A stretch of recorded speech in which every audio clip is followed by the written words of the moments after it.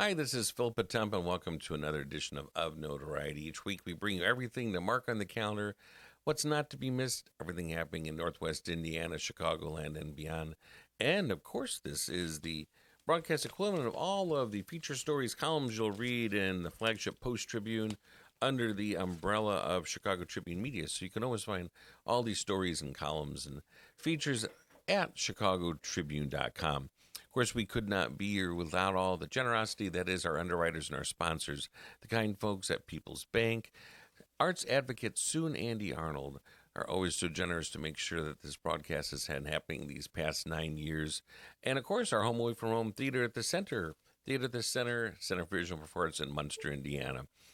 Some of you might be tuning into our traditional radio airwaves as we come to 12:30 a.m. from our Hamand studios on this August the 4th, 2026.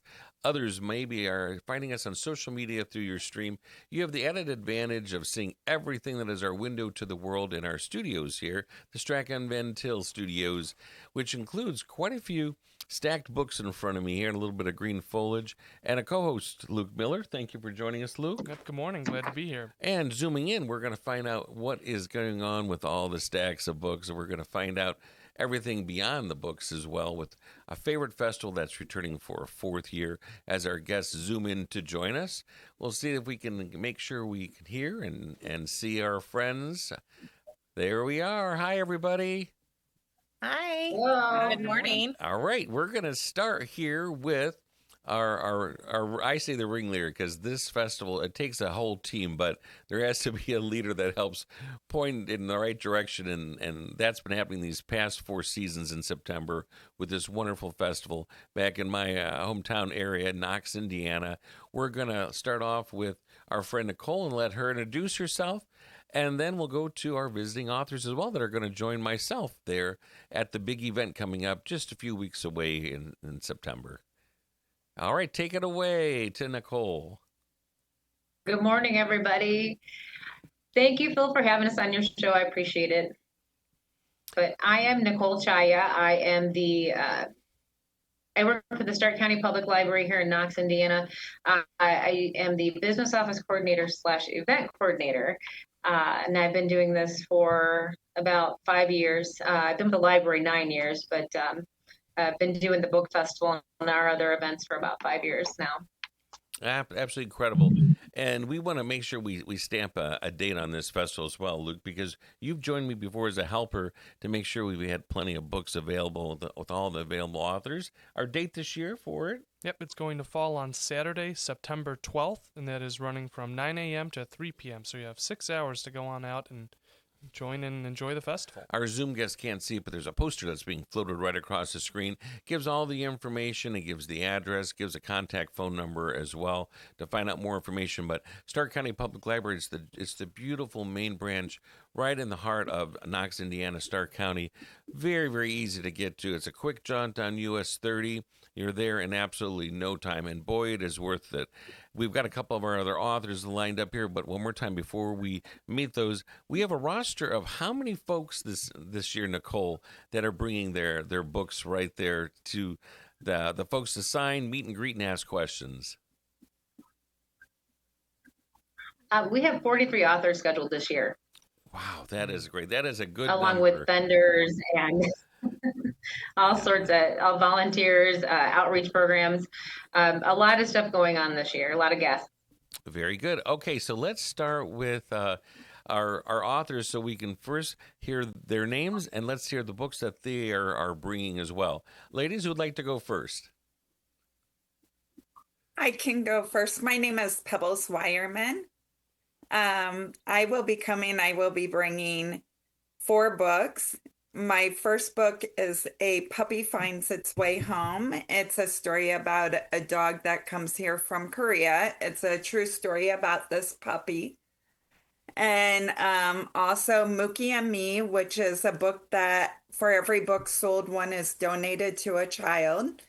Another book is Stormy Ride, and that's a horse series. And my other one is Finding Faith in Storm, which is my personal memoir. And remind again, first year at the event, or are you also a returning No, author? I'm a returning author. It is my favorite event of the year. It really, and again, I can't give enough ovations and applause to Nichol and everybody at that team that makes this happen. It is a major event, and the planning, I know, starts right away.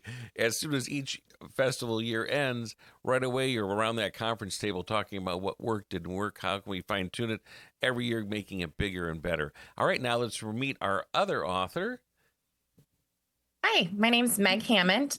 I'm the author of Diamonds in Auschwitz. That is my debut novel. So I'm writing adult historical fiction. This one, of course, as you can tell from the title, is World War II and Holocaust fiction. And again, this is so much more than just a book signing, this book festival. It brings authors from all throughout the Midwest and even farther. I know we've got authors that come from different states, different time zones. There's a chance to meet and greet. It's a chance to talk with the visiting guests, as well as purchasing, of course, the books, food trucks, vendors, just all kinds of opportunities. And I know there's a poster grid we'll have our producer put up. There is a children's story time. So this is definitely a family event. Bring everybody. Tell us a little bit about the story time author that's going to be, and the various slots that we have there, because I know we're going to have a few of them. Let's hear a little bit about story time. Well, last year, the returning authors remember, I wanted to do something that would draw attention to the event, and the best way to do that, I felt, was to involve the kids.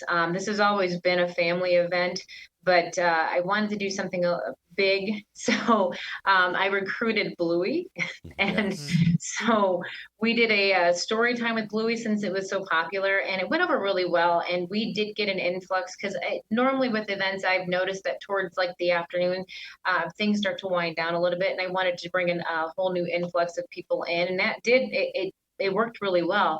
So this year, we decided to bring another guest, and this year it'll be Clifford, the big red dog, and we'll be doing story time with him.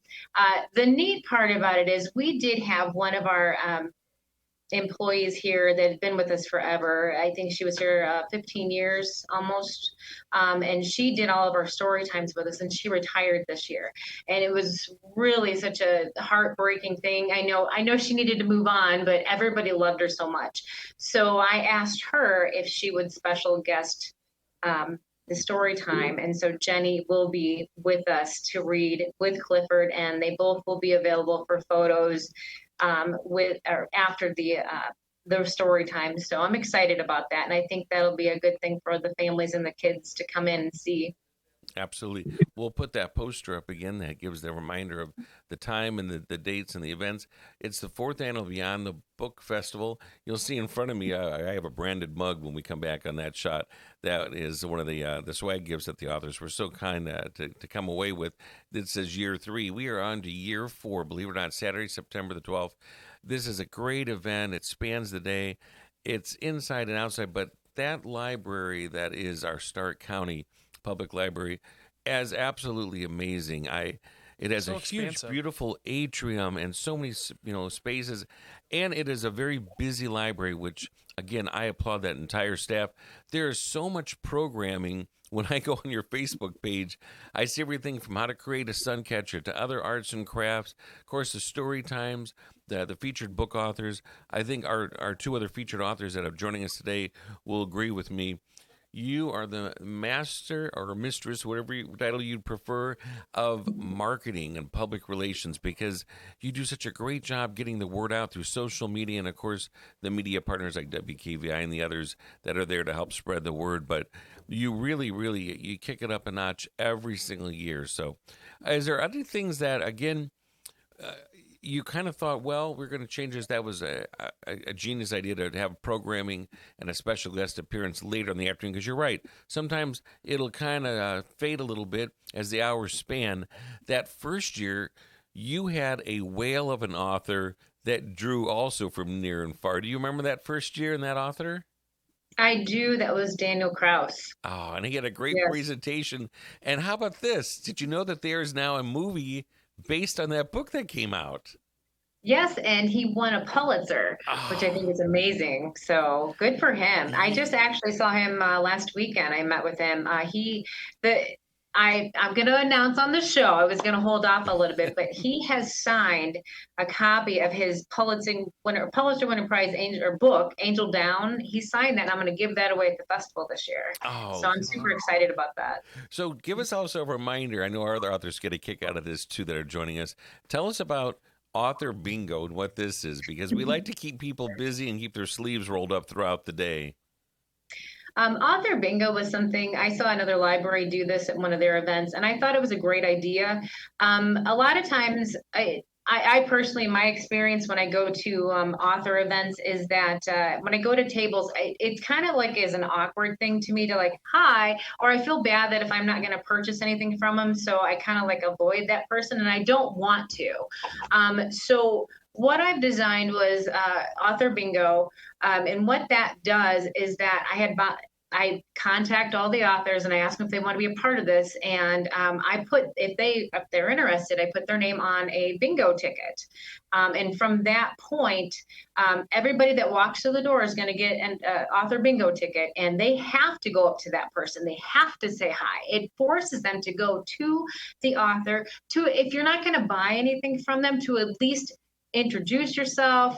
You can talk to them, and see if there's any interest. I mean, a lot of times, and and there are several times where I've kind of been really disappointed in myself because I know I've seen an author at an event that I kind of avoided, but then now I see them later on and I'm like, I meet them and they're such a great person to talk to. They're full of energy, it's my way of helping the authors get their name out there, and at the same time, anybody who fills out the bingo ticket completely with the author's signatures, I've devised giant gift baskets full of autographed books and movies and gift certificates and everything else to give away. I mean, the local businesses around here have been so wonderful in donating little gifts, so that way we can get people to come in and see.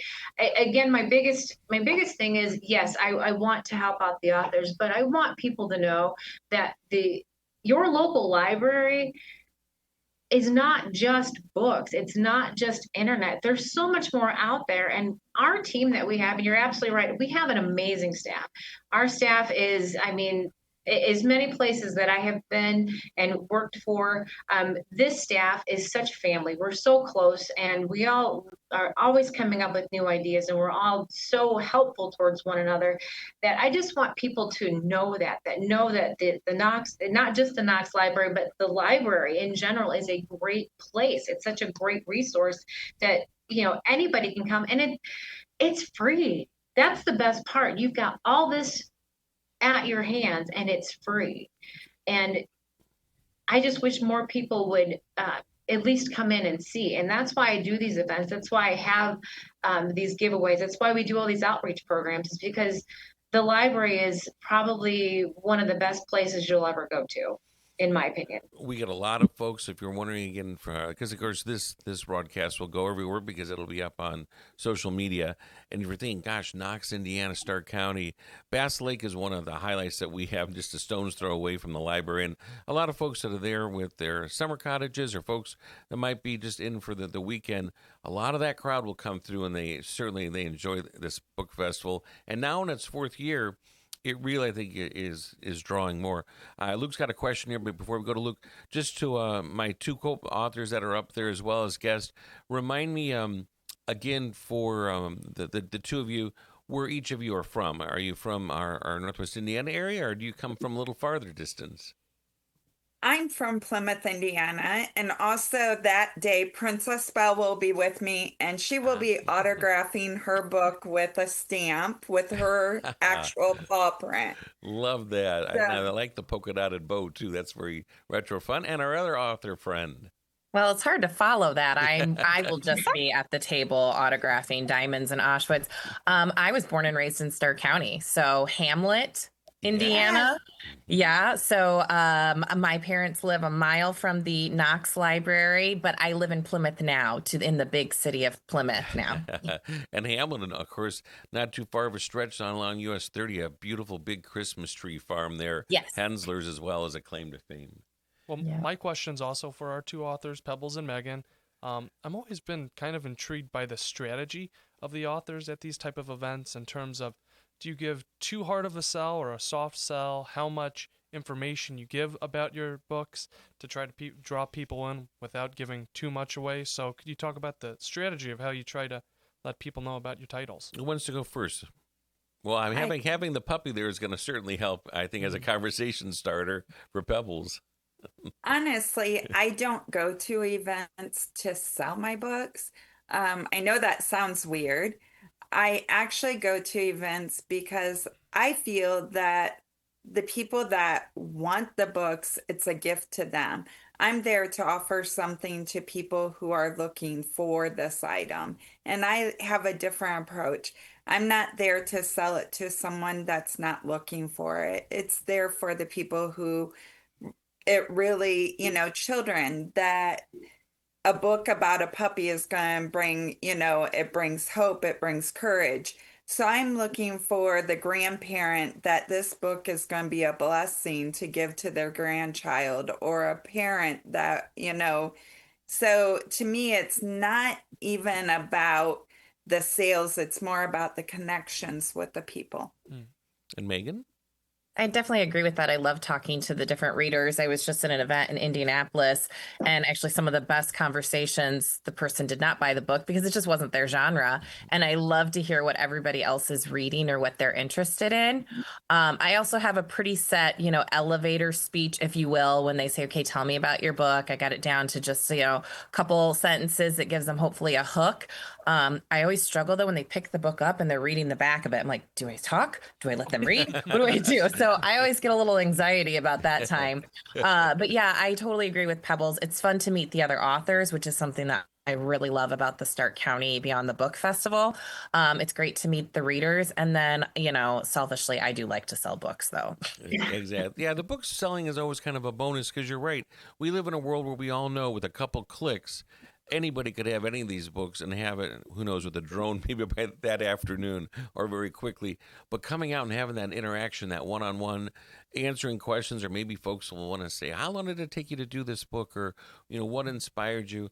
Which that was another thing. I always would come away with different story ideas. And, I haven't done all my homework, Nicole, so I apologize. There used to be also some panel discussions and some presentations about history and things. Remind me, is that part of the program, or have you kind of shaken it up and trying some different things this year?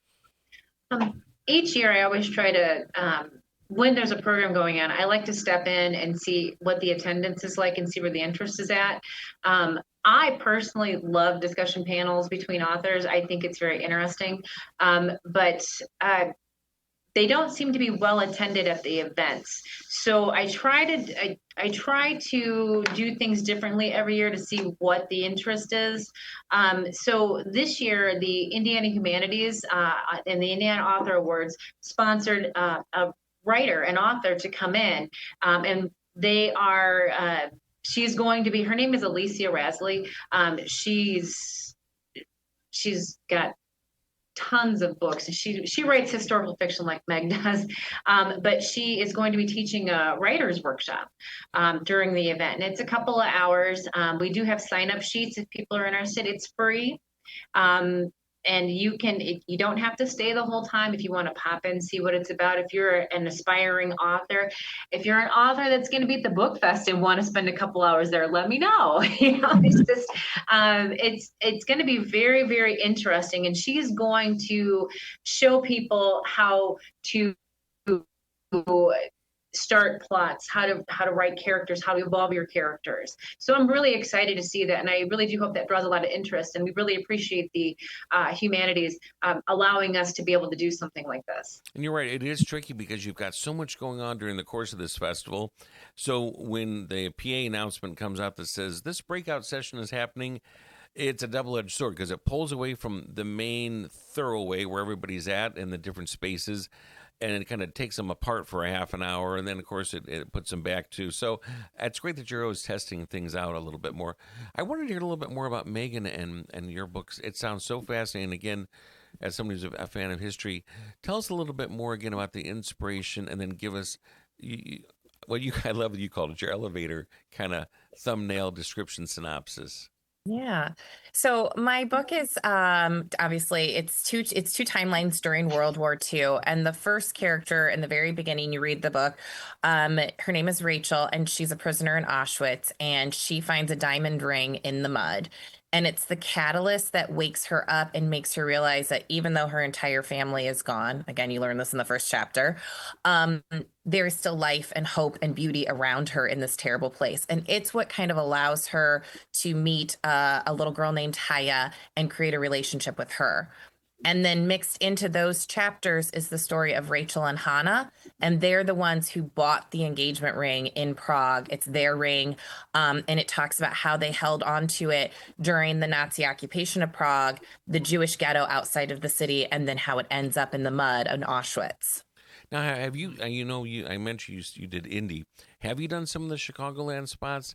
Have you been up, to Skokie and to, I think there's the Holocaust Museum and Centers up that way, or are those just things still on the checklist? You haven't quite made it that far on the map yet. I've not quite made it that far, but definitely want to. Yeah. Yeah, they would be great. The contacts there would love that. And you know what? I want to throw it back to Nichol real quick with my question regarding really the start of this event. Of course, we're in the 4th iteration now, and as you said, you retool it and try to make it bigger and better every year. But how did the original idea for the fest come about?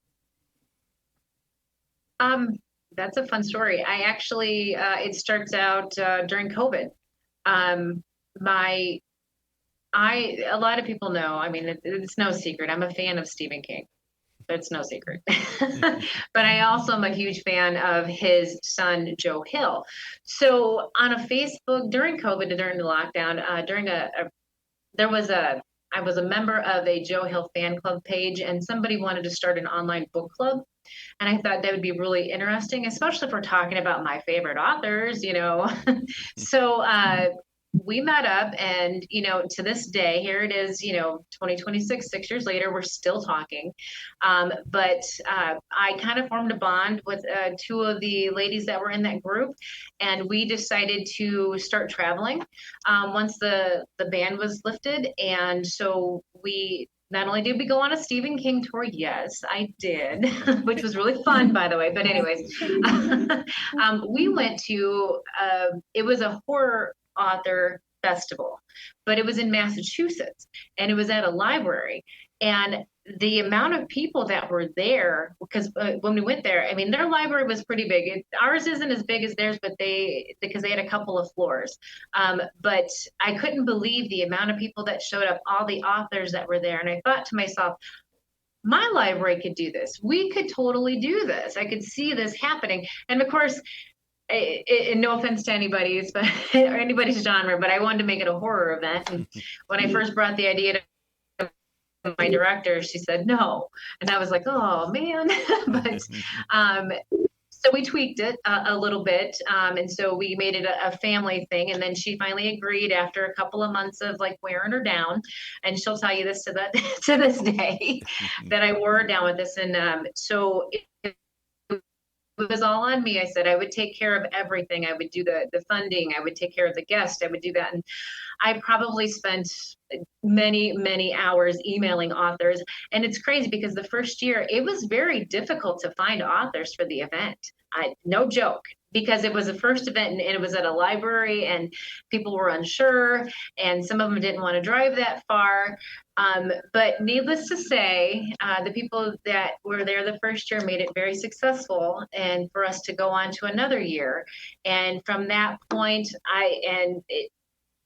absolutely no joke, I literally have to turn people away now. They all contact me. I don't contact anybody. I mean, I do a special guest or something, but as far as anybody else goes, I now have an application process, and it starts in January. And this year we had over, I think it was like 130 applicants. So, and we only have so many spaces, and I feel bad. And then having to go through and review everybody and see what will work and what won't. And it's just, it's definitely, it's a great feeling to know that our event is doing so well that it pretty much runs itself each year. Well, and Nicole, I think one of the reasons, besides the beautiful library and it's so well organized, the other authors might agree with me as well. Another huge draw is back in that lounge area. There's always a couple huge flat boxes of Finger Hut donuts and pastries. It's always a morning lure with a cup of coffee. You can't get much better than that. Oh, I love the Finger Hut donuts, and definitely this event over the years has definitely steered towards community. That is my biggest thing. And again, it's not taken away from the authors at all. The event is about the authors, but it is about bringing this community together, and it does. Our vendors are local. Our school systems participate, and they raise funds. Our history center came in. This year is something new for the library. We have started a Friends of the Library, and we now have a group, and they will be there explaining things that they do, which I think I can't believe the community involvement. The donations, all of our donations have been from local businesses. It's just the grants that we get. I mean, alone, I can't even thank the sponsors enough, but one of our major grants was from the Starke County. I always get this wrong. I wrote it down. It is the Starke County Convention and Visitors Commission, and they give us grants each year. And without their help, we wouldn't be able to get a foot off the ground. So without them, without the Indiana Humanities, without the Starke County Community Foundation helping us out, and all the local businesses that donate money so this event can be successful, I mean, I can't thank them enough, and it's so appreciated. So that's my biggest thing, is to get this community together, to get these authors out there, and all of our local authors, especially like Meg, like Pebbles, the two Johns, and everybody else. I mean, it's our community, it's our local people that are doing amazing things, and I want people to see this. I want just to see all the involvement that gets into this event, and it's a good feeling. It really is. I can't express that enough. It's such a wonderful feeling that we get so much help from the community. And as we start to wind up here, that's a good point to make. There will be representations of all types of book genres, right? From children's books, of course, we know cookbooks, fiction, nonfiction, biographic, a little bit of everything, mystery, thriller, all of it's going to be underneath that one roof. Is that right? Yes, a little bit of everything, even Phil. Even Phil, exactly. Phil will be there too. Exactly. And I cover, in my past 35 years in journalism, I've been to lots of events like this, and I wouldn't say if it wasn't true. It feels like being in Oak Park or in the middle of downtown Chicago. That is the scale and how beautifully organized, but it's so comfortable and inviting. It's just a perfect way to spend a Saturday. We've always had great luck. It's just beautiful weather in September where you want to be out and kind of doing things, and this is one to mark on the calendar. Luke, we'll put the poster up and let's give one more roundup here of the event. So we're talking about the Beyond the Book Festival, the 4th edition. It's going to take place on Saturday, September 12th, and it's from 9 a.m. to 3 p.m. Central. It's in Knox, Indiana, and the best number to reach for any information, you can call 574-772-7323. And you can go to Starke County Library altogether, starkecountylibrary.org. Lots of information there. But I love wherever you've got with your social media and your Facebook, that Facebook page is very active, and it has all kinds of different ideas and things as well. So take a look there. And let's do our closing thoughts and our closing words. We'll start with Pebbles and then Meg, and then we'll finish with Nicole. I am just looking forward to seeing everyone and looking forward to time. I will also be doing a reading time there, and I'm just looking forward to connecting with everyone. And I want to thank you guys for having us. And I especially want to thank Nicole for all your hard work and all you put into this. You do an amazing job, and all of us are so appreciative of you. We could never thank you enough. 100%. And Meg? Yeah, I've definitely done a lot of library events over the last year. So since Diamonds in Auschwitz came out, this is the best. It's fun. I've made friends with other writers. So for me, I'm kind of like, this is like a reunion. I'm going to get to see some friends that I made last year. And of course, seeing the readers. So come out, get to meet new authors, and find your new favorite author. And Nicole, you get to have the last word. Take us home. Oh, no pressure. I just want everybody to come out and enjoy the Beyond the Book Festival. It is a really wonderful event. This is not me patting my back at all. This is just, I want everybody to see how great these authors are, how great our community is, and how wonderful it is to come into the Starke County Public Library and check it out and just realize that, again, that your local library is amazing, and you won't know until you go and check it out. Yes, hooray for libraries everywhere and all that they do. That's my oasis. Even as a young kid, I'm 56, growing up in the middle of the cornfields of Starke County. That library always was such a welcoming space, and just in heaven with those stacks and stacks and shelves of books. Long before there were computers and DVDs to rent or anything, or rent or at least check out. Back then, it was just books and magazines, and I was happy. And, of course, newspapers. Thank you to all of our guests today. Thank you for helping spread the word page by page, and it'll be here before you know it. So mark your calendars, September the 12th. It'll be right around the corner here. Well worth the visit. We should let everybody know Knox, Indiana is not that far east, still on Chicago time, so if you're planning. And this broadcast will be repeated over and over. So, again, a stamp date on this. We are coming to you August the 4th with our interview today. So plenty of time to plan and mark your calendars. Thank you to all of our guests today. Thank you to our producer, Adriana. Thank you to Luke Miller, the co-host, and you, our listeners and our viewers. We wish you well wherever your path might take you, be it morning, afternoon, or evening.